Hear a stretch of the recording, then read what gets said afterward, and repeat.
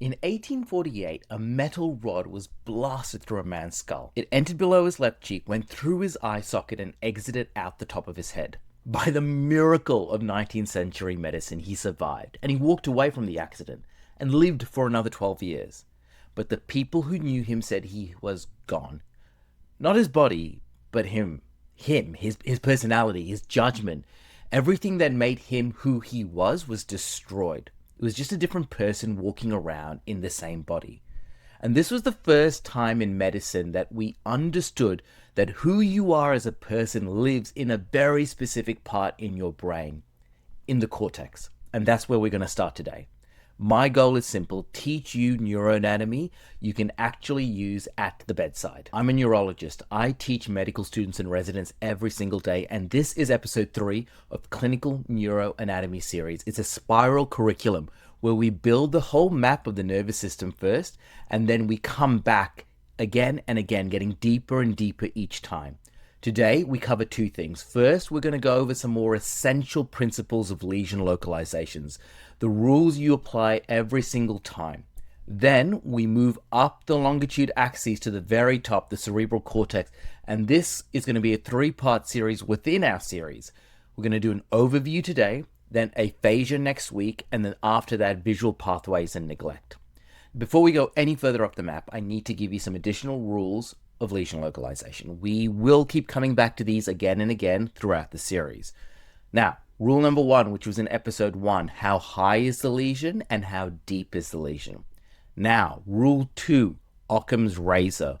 Always try to explain all the signs and symptoms with one lesion first, one location, one explanation. You have to try and put all of these into one location. Rule 3, the brain is nothing but fancy electrical wiring. If X is not working, it could be a problem with X, or it could be something to do with the wiring to X. If a light bulb is not working, it's either a problem with the light bulb, the switch, or the wiring between them. Rule 4, is the lesion somewhere that many tracks converge or pass through? A small lesion in a crowded area causes a big deficit, and we'll come back to this again and again. And finally, rule 5, if one lesion cannot explain everything, then maybe we need Hickam's Dictum. The patient can have as many lesions as they please. So ask whether there are multiple lesions. Is this multiple sclerosis, a stroke with a cardioembolic shower? And if multiple lesions still do not fit, ask whether your patient has a syndrome. So, one lesion first, multiple lesions seconds, and syndrome last. That is your hierarchy. Let's bring up our map now. Over the next few episodes, we're focusing on the central nervous system. The question from rule 1 is, how high is the lesion? So today we're going to start at the very top, the cerebral cortex. What it does, what signs and symptoms occur when it is damaged, and how that helps us localize. Cerebral cortex is the outer part of the brain. And once again, excuse my horrendous drawings, but let's just say that's our brain. And this is divided into 4 lobes. Each of these lobes have a specific job to do. So we have our frontal lobe,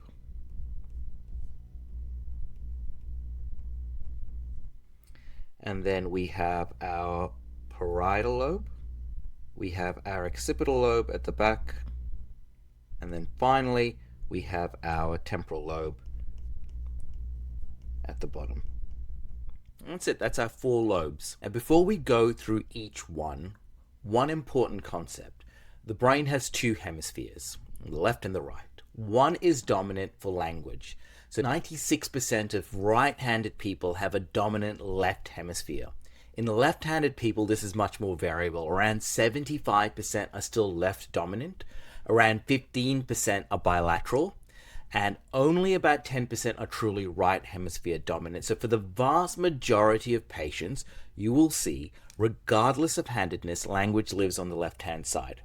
For simplicity, moving forward, I will refer to the dominant side and the left side interchangeably, but of course that varies with the patient in front of you. So now let's go through each of the lobes. The frontal lobe is the largest lobe in the brain. This lobe is important for personality, behavior, executive function, planning, judgment, social behavior, impulse control. So literally everything that makes you who you are as a person, your personality lives here. And when you damage the frontal lobe, you get personality changes. Now back to Phineas Gage. A tampering iron, a metal rod, meter long, blasts through his skull, destroying his left frontal lobe. He survived, but he was not the same person again. His friends said he was no longer Phineas. He became impulsive, he was profane, unreliable, he was gambling all night. His personality was destroyed. He went from a mild-mannered person to a completely different, impulsive man. And his was the first case that really demonstrated that specific areas of the brain are responsible for personality. Personally, I think he was just angry and grumpy because he had a rod shot through his head. And we can also see this in frontal lobe degeneration, and it's the basis of frontotemporal dementia. These patients get personality changes, behavioral disinhibition. They can't control themselves and their impulses as well. Now, two further areas you need to know in the frontal lobe, and the first is the primary motor cortex. The primary motor cortex lives right here in this area. So I'm just going to write primary motor cortex. The division between the parietal lobe and the frontal lobe is something called the central sulcus. So we'll write central sulcus here. And so your central sulcus is just that groove. So we call the grooves sulci or sulcus, and we call the knobby parts of the brain the actual gyrus. So the central sulcus that runs down the middle here separates the parietal and the frontal lobe. The region in front, so we can call that the precentral gyrus, is the primary motor cortex. Now if you go back and remember episode 2, we spoke about how the upper motor neurons, the first order neurons, originate here. So their cell bodies live right here in this primary motor cortex. This is where they live, and they make their way down and go in synapse with the lower motor neuron. So we're already coming back and linking some things together in our course. The other area we need to know about is Broca's area. And Broca's area lives just in front of the primary motor cortex over there. So we'll say Broca's area. So the frontal lobe, we've got personality, behavior, impulse control, executive function, which is just essentially planning and strategy. And then we have the primary motor cortex, and then we have Broca's area specifically in the dominant hemisphere, which is important for language. And we will do that next week when we cover aphasias. So let's move to the parietal lobe now. So here we have the parietal lobe here. Now this sits just behind the frontal lobe, and like I mentioned, it's separated by the central sulcus. And post-central gyrus over here is the primary sensory cortex. So this is where all the sensory information comes and lands in this location. So everything gets processed there. The parietal lobe on the non-dominant hemisphere, so the right side, is important for spatial awareness and attention. So we're going to write spatial and attention here.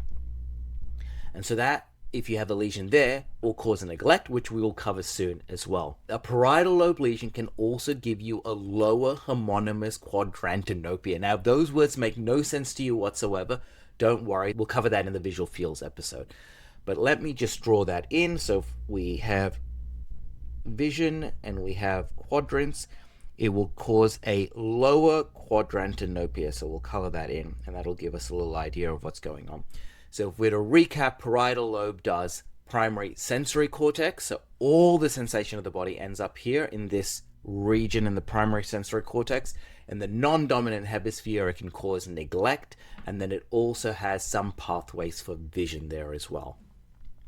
Now the occipital lobe, all the roads of the visual system lead here. The primary visual cortex sits right here in the back, and all visual pathways end there. So an important thing to remember is that your eyes don't actually see. They're just transmitting all the signal to the primary visual cortex, which is actually what is seeing the world. So damage to the primary visual cortex and the occipital cortex cause visual field defects. So we'll write vision. And this is the primary visual cortex. Again, we'll cover that in more detail soon. Okay.